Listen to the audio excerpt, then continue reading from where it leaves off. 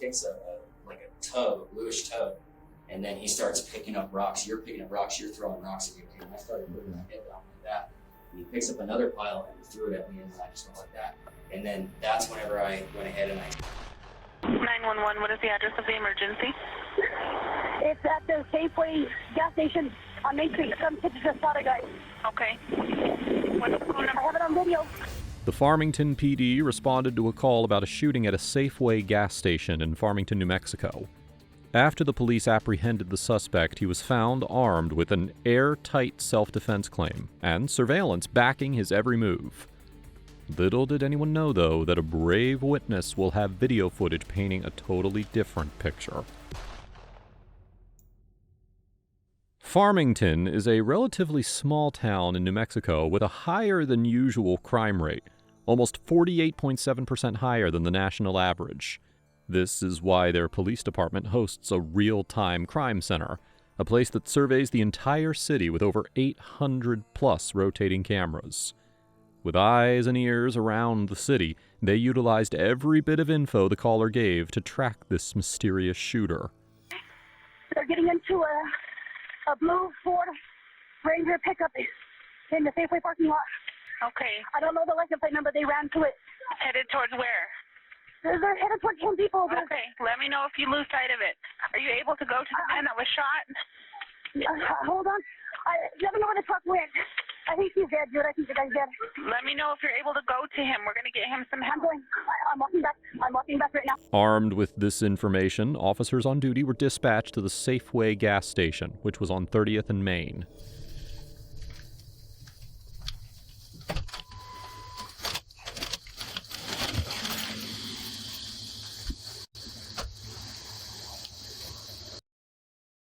Sarge. Okay. Sure. Yes, sir. Okay. Hey, what's going on, man? I'm Officer Lynn, Farmington Police Department. So what's going on? What'd you see? I called it in. The lady was getting some stuff, but Okay. I came in. I'm looking at my bike over there. I just came in. Okay. And this gentleman was pushing these two young kids away, throwing rocks at them, and they were harassing him. But this guy these young guys were harassing him, but he tried to push him and get him away, like with the rocks. Okay, so here, let's go step right here. Let's step outside. Okay, they told me not to leave that spot. Okay. Officers at the scene secured the perimeter and interviewed the eyewitnesses. Unfortunately, by the time they arrived, paramedics were no longer needed as the victim had already passed away. He was identified as 43-year-old Brandon York. He was shot 4 times in his upper back area, 2 on his left leg, and 1 on each arm. Firearms were not at the scene. At the same time, the real-time crime center checked the rotating camera which oversees the crime scene.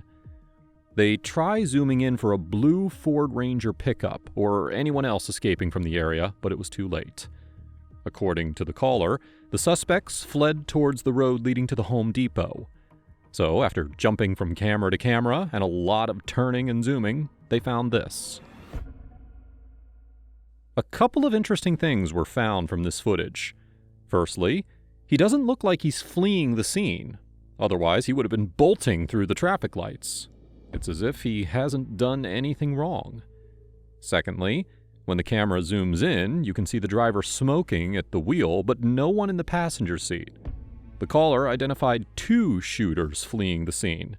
So, after zooming in on the back of the truck, you can see the second guy lying in the back. He actually looks pretty peaceful for someone who just shot someone in broad daylight. But in reality, he wasn't the shooter. The driver was. For now, the important thing to remember is that the driver is caught on cam heading westbound on 30th and Main, a vital piece of information which led the officers to converge on his location and put an end to this fleeing attempt. Jules with me. Farmington Police Department! Show me your hands!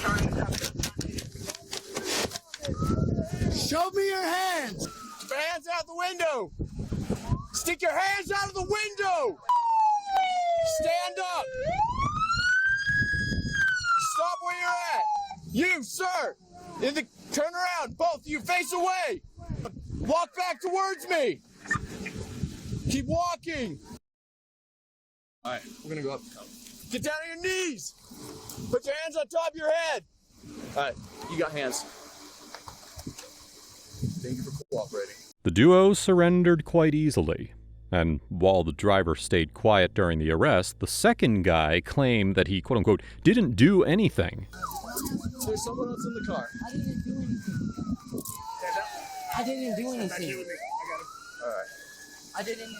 All right, occupants of the vehicle!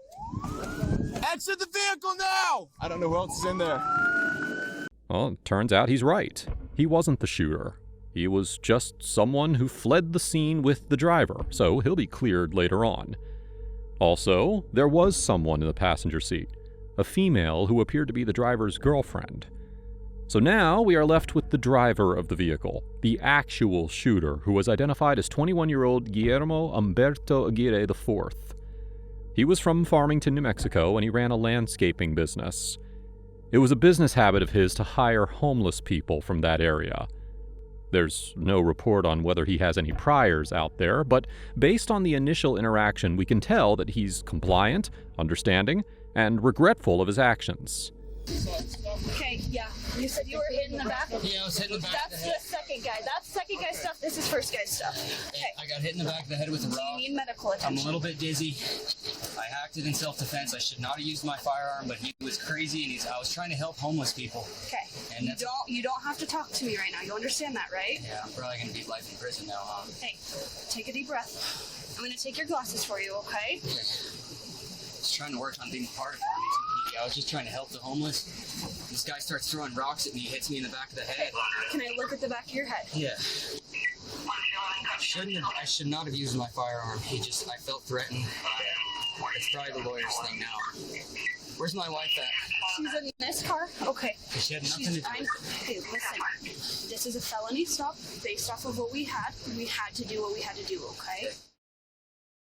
So, and your name is Guillermo Humberto? Aguirre, Humberto the Fourth, yes sir. Okay. And your last name is Aguirre? Aguirre, yes sir. Okay.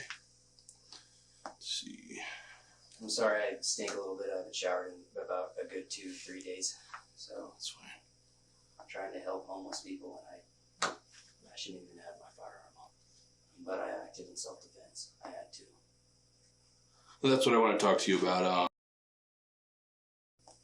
You mentioned a girlfriend. Was she present? She was not. She was going into Smith's. There's some people that live behind Smith's, or so it is Smith's, Albertsons. Where's that? The area in which I was in, that's Smith's, right? Safeway? Safeway. That's Safeway. Okay, I get mixed up with Smith's and Safeway. There's some people that live in that back lot over there, and my whole thing is I was trying to get a landscaping deal started, and what I was doing is I was going around town trying to find homeless people that may want to help me with that. Okay. So initially, landscaping. So I got some people involved. They were all smoking dope and shooting up. They were doing all kinds of drugs, and I just figured, I need to remove myself from the situation. In doing so, with me having to remove myself from the situation, one of the guys got up and started calling me a pussy, throwing rocks, and then he kicked over a lady that I know very well. Her name, we call her Mom. He kicked over her thing. Then he started picking up rocks and throwing it at me, and first of all, I should have been holding my gun like that instead of like that, because that makes it look very bad. But I just told him, you need to leave now, because he started, and the whole thing is I wasn't trying to hold him up. I wasn't trying to freak him out. I was just trying to get him to stop, but he was high on drugs, so he kept picking up rocks and throwing them at me. So as soon as that rock hit me in the back of the head, okay, I felt fear for my life. And that was an instant when I tried to go for his kneecaps to get him to go down, and I was going to call dispatch. But then what ended up happening is I shot him, and then he got up, and then he started saying he has a gun, and then he started reaching for something, and that was in the instant where I just unloaded on him. And I would have never done anything like that. Let's kind of slow down. I know you're giving a lot of information, which is what I definitely need. Okay, you need me to go slower. Yeah, so what's your girlfriend's name? My girlfriend's name is Mackenzie. Of course, so Mackenzie wasn't involved. She was inside of Safeway. She came out to the truck with Gatorade and Pepsi, which is I was going to take it to the homeless people in the back. Okay, so who was present? Okay, so Mackenzie Woodworth was not present. Okay. She had nothing to do with it. Not present. She was not present, no. Now, I told my wife that I was going to walk over there and I was going to try to round up some homeless people and see if they wanted to get some landscaping going. So she was unaware of this? Unaware of the whole thing. Okay. She came out, she texted me and said, and it's all in my phone if you guys want to go through that. Okay. She was unaware, and she basically had texted me saying, I'm out in the truck and I'm waiting for you. Okay? So I went out to the truck. We ran out to the truck, which the one thing is, you know, trying to catch up to Nick. I was trying to tell him something. I don't know if he heard me, but I was trying to say, we can't flee from the scene. You know, fleeing from the scene is probably the worst thing. He's all, come on, let's go home, let's go home. So of course, in my mind, a flight or fight response kicked in, and I felt like, okay, it's time to leave then. You know, but then again, we should have stayed at the scene as it was, and then we could have handled it there instead. And then, I mean, it probably would have made the case look a lot better than it's looking right now. Because fleeing from the scene is a bad idea. And I know that because I'm working on my GED to become part of Farmington PD, but I don't know how that's going to look now. As of now, he has taken full responsibility and full blame for the case. He hasn't pointed to either his girlfriend, Mackenzie, or his buddy Nick as the shooter. Not only that, he claims that the homeless person threw the rock at him first. Interestingly, this was something that even the eyewitnesses say was true. What'd you see? I called it in. The lady was getting some stuff, but Okay. I came in, rode my bike over there. I just came in, Okay. and this gentleman was pushing these two young kids away, throwing rocks at them, and they were harassing him.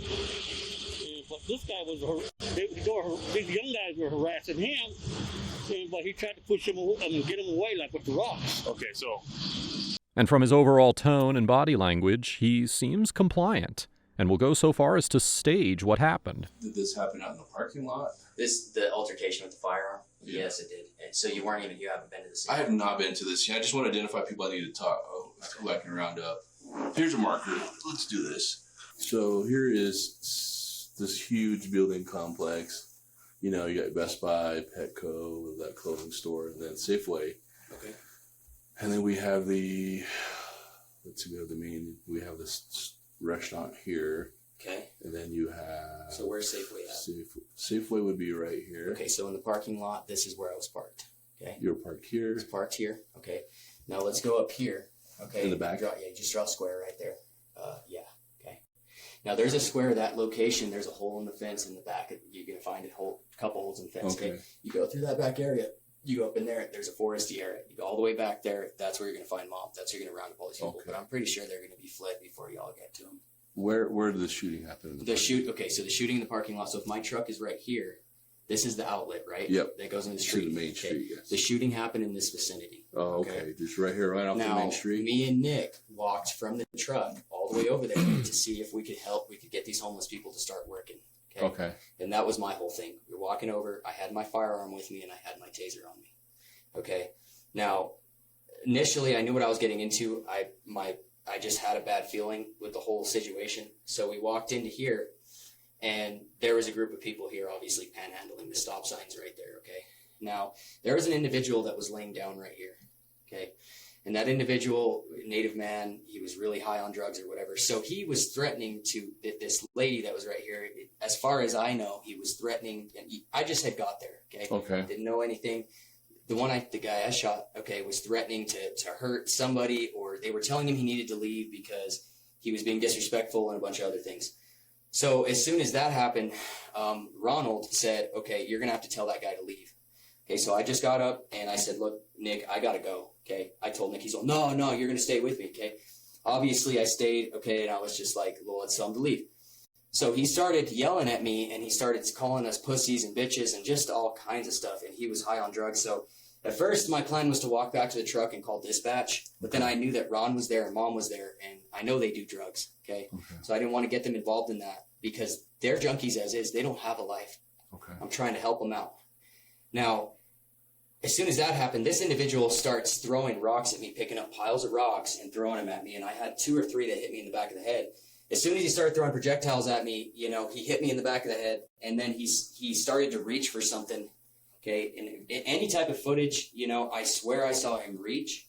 As soon as he reached for something, I did pull my gun out, and I did have it pointed at him, or generally just pointed at him, get him to leave, say, you need to leave right now, because, sense of, I didn't know if he had a firearm. I don't think he did. There's no reason he should have had one, but I was fearing for my life, So as soon as I just saw him picking up rocks and all this, then that's when I discharged rounds. Okay. And the whole thing that bothers me is that I was trying to go for his kneecaps, but he didn't do a damn, I should have left at that point as soon as I discharged rounds, but it just leaving, I should have stayed at the scene, period. I just didn't know how in the hell to handle it, Sure. So then he started he was already on the ground. I should have let him be, but then I unloaded my magazine. I didn't know what to do. Okay. I had no intentions to hurt him. I had no intentions to do anything to him. I did not know who the individual was. I just knew that he was being crazy. He was kicking stuff around. He's throwing rocks. Honestly, if I had an air taser on me, it would have been better, but obviously I'm not a police officer, so I don't have anything like that. OC, nothing. I did not handle it in a proper way, so, I feel like I'm going to be going to prison now because of the way that I handled that situation. The way he said that they're homeless junkies and that they don't have a life sounds too condescending. Add to that the fact that he's repeated a bunch of times that he was quote-unquote trying to help them out.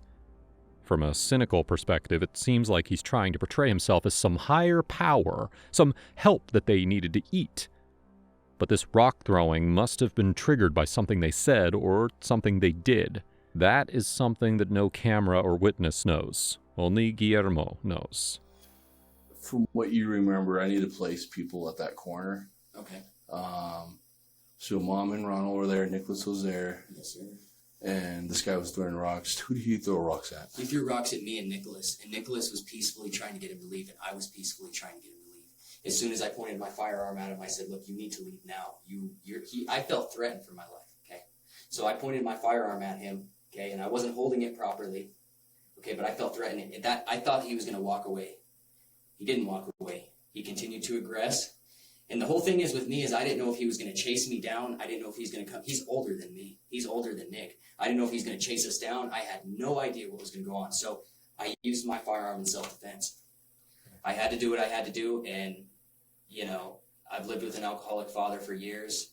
I've had to deal with stuff like that before. Now, in the case that I've never discharged around anybody, this is the first time that I've ever had to use my gun for self-defense, and I should have never had it on me. Because I've seen cases like this. I watch Blue Activity all the time. I've seen cases like this where the guy that acts in self-defense is the one who goes to prison, and plus, I don't even know if that guy is dead. Well, if that's the case, then he must be a fan of The Villains, the channel whose video you're currently watching and hopefully enjoying. Make sure to hit that like and subscribe button. It really supports the channel. Now, let's dive back in. He says, "Well, you said I have a gun." Yeah. Very true. And then you described him after throwing the rocks that he put his hand behind his back. What you were just demonstrating. I went for the kneecaps, he went like that, and I thought he was going to grab a firearm, so I just unloaded. But the way that I did it is I went like that. Okay. Okay, because I didn't know. How close were you to him? Okay, so it's a small room. Okay. Yeah. So is it a greater distance in this? Yeah. So you're kicking. Okay. So he kicks a bluish tub, and then he starts picking up rocks. You're picking up rocks. You're throwing rocks at me. Okay. And I started putting my head down like that, and he picks up another pile and he threw it at me, and then I just went like that. And then that's whenever I went ahead and I tried to go for his kneecaps to immobilize him. Okay, and it didn't work as well. He went like that, and he's like, "What's that? That's a gun?" So he's high as drugs, obviously anybody sees a gun, they're going to run, but everybody was just calm about the whole situation. So first I was about to just put it away and start running, but then I felt like he was going to get up. So then what I did was I just continued to unload on him. And what was when you the second time, what was his body position? His body position? Yeah. You just put him on his knees. I put him on his knees. Okay.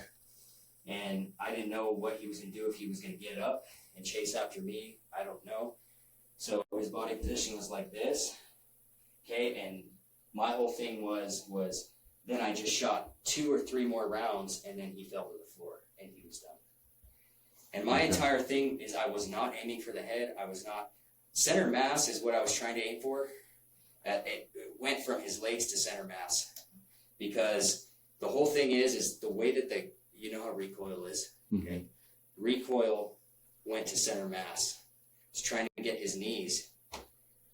And the whole thing is I just hope I didn't kill him, because that was not my thing. I was not trying to hurt that man.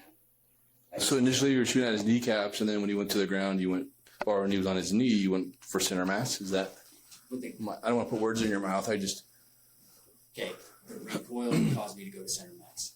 Okay. Boom, boom, kneecaps, boom, boom, center mass. Okay. Does that make sense? Okay, so you're aiming for kneecaps, but the recoil was sending you to center mass. Okay, so you weren't intentionally shooting center mass. I wasn't intentionally trying to kill him, no. I was trying to immobilize him. Okay. And whenever you question everybody, I don't know the guy from Jack. He was just aggressive. I don't know him from anywhere bad. So, with this airtight story and the head wounds to back up his claim, his actions seem to justify what he did. Now, of course, all of this is based on what he's told us and shown us. There was no CCTV footage recording the incident, so it's possible that he may be walking away with a simple manslaughter charge, which, in New Mexico, is a 4th-degree felony. The sentence can be up to 18 months in prison, a fine of $5,000, or both.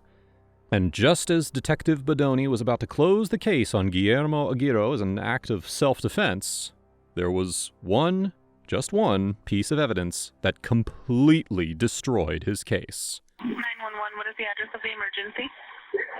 It's at the Safeway gas station on Main Street. Some kids just shot a guy. Okay. What's the phone number? I have it on video. This caller didn't just give us the shooter's information. She even recorded the incident. So, while Guillermo was at the station getting interviewed, Officer Lily Monclova was at the scene of the crime in search of this caller. So, like I said, I'm Detective Monclova. So what can you tell me? What happened? So I was coming to Tomos, and I pulled in from the turning lane here, and I heard this gentleman. I don't know his name. Okay, so hold on. You were coming from on Main Street? Yeah. And I turned eastbound. Okay.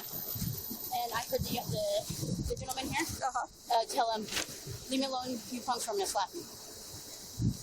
And I just continued on my way, went and parked over in the red Toyota that's sitting over there in Tomos. And I got down, and the guys were pushing him, and he was throwing rocks at him. And I hollered at him, "Leave him alone, you little punks." And it wasn't stopping, so I pulled out my phone and started recording. And when I was walking towards them with the phone recording, the kid pulled out the gun. What was the kid wearing, the one that shot? I don't even know what the clothes were like. Okay. I'm just in the video. Okay. But I just know he had a ball cap on, and he had long, shaggy hair. The one that done the shooting. Okay.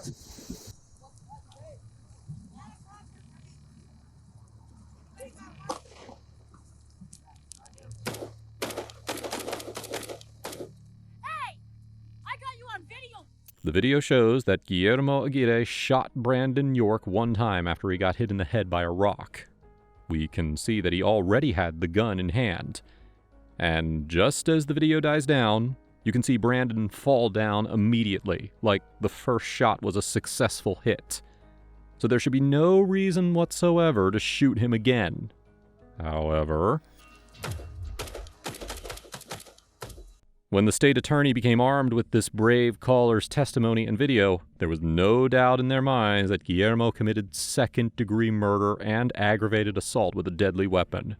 In court, Aguirre pleaded guilty to the charges and was sentenced to 15 years in prison. He is currently serving his sentence at the Lea County Correctional Center in Hobbs, New Mexico. And, of course, the second suspect didn't get charged. If you think this case was horrific, well, you need to check out my video on the killer who had no idea he was being recorded.